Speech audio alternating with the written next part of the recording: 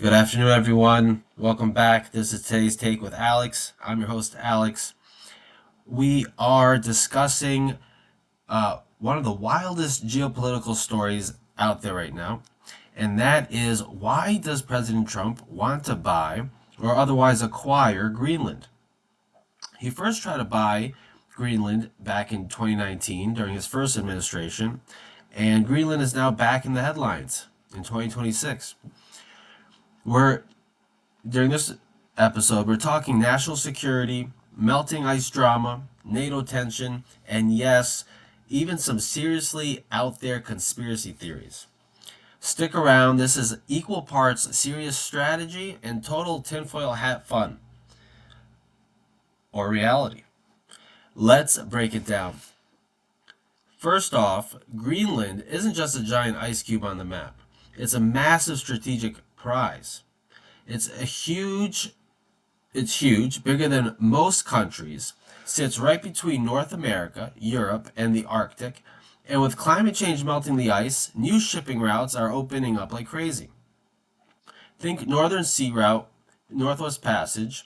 These could shave weeks off of global trade. And who's racing to control them? None other than Russia, China, and now the US under President Trump. President Trump's official line or reason? It's all about national security. He says Greenland is essential for the Golden Dome missile shield.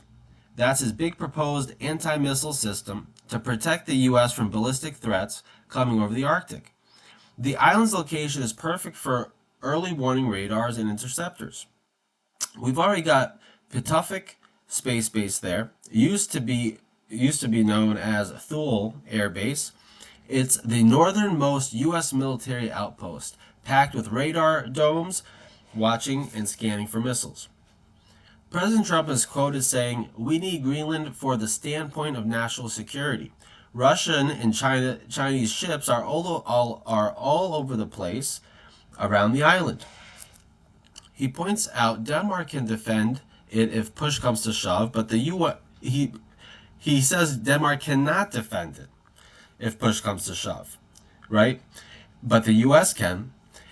He even brings up a historical fact from World War II and states that the U.S. already owned and had claim to Greenland because they had occupied it to protect it from the Nazis, but then gave it back to Denmark and emphatically states that the U.S. should have kept it. He says he wants the U.S. to have full ownership, not just lease agreements. In one interview, he says psychologically, who the hell wants to defend a license agreement? That's classic Trump energy.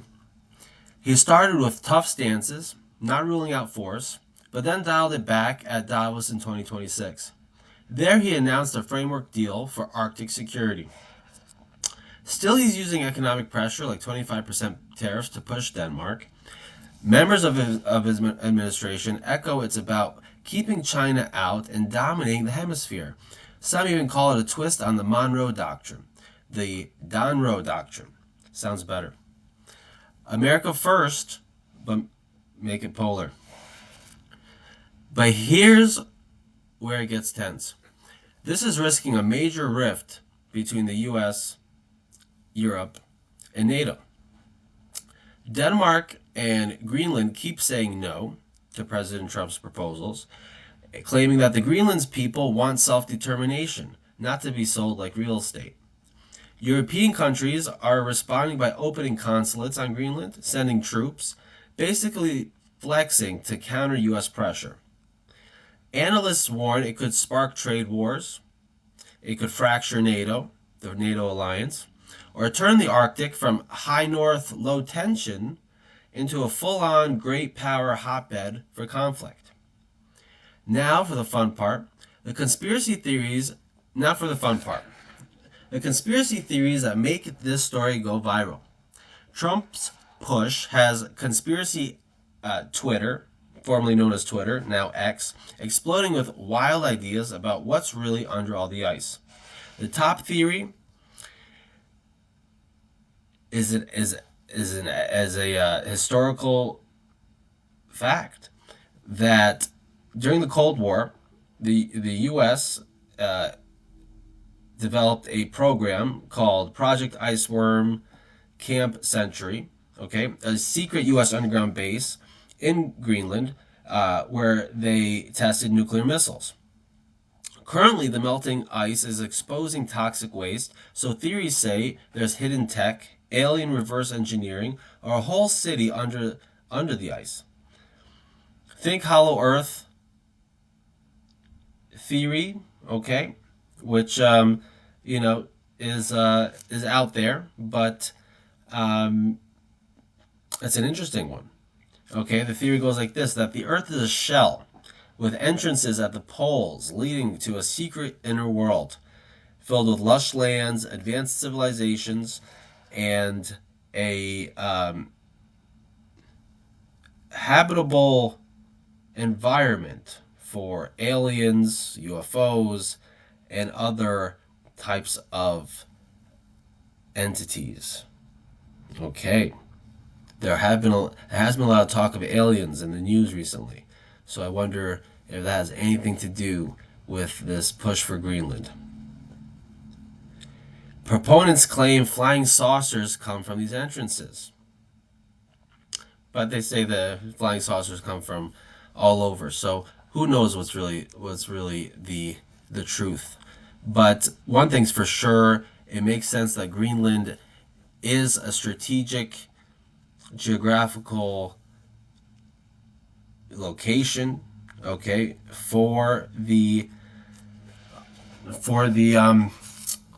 in the Atlantic area, and it certainly helps to own that land and the surrounding waterways for trade, okay, and also, like President Trump says, to establish a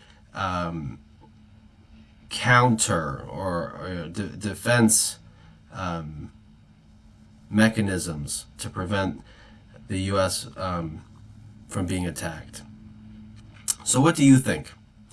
Is it a smart move for U.S. dominance in the new Arctic era, or a dangerous overreach? Drop your thoughts in the comments. Is this genius geopolitics or conspiracy bait? Hit like if you're hooked. Subscribe for more deep dives into the wild world news, and I'll see you in the next one. Stay curious, folks, and peace out.